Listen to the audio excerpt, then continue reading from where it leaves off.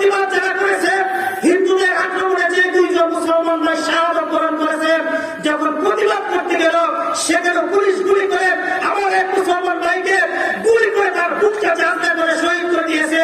যদি মুক্তি আমি থাকতো এতক্ষণ লালবাগ থেকে ডাক দিত, আর সারা দেশে এমন আন্দোলন হতো যে আন্দোলনের কারণে সারা দেশের নাস্তিকরা চুপ হয়ে যেত। ঠিক না?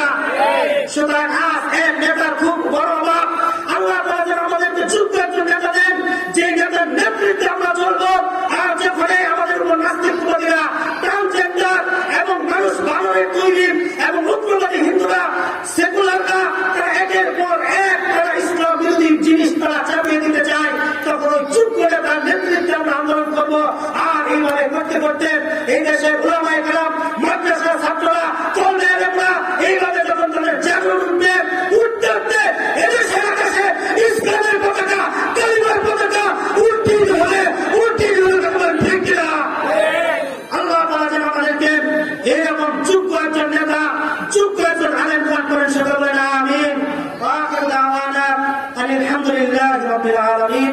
আসসালামু আলাইকুম ওয়া রাহমাতুল্লাহি ওয়া বারাকাতুহু। মাশাআল্লাহ, হযরত আমাদের সম্মুখে খুবই গুরুত্বপূর্ণ বর্তমান প্রেক্ষাপট নিয়ে আলোচনা করেন।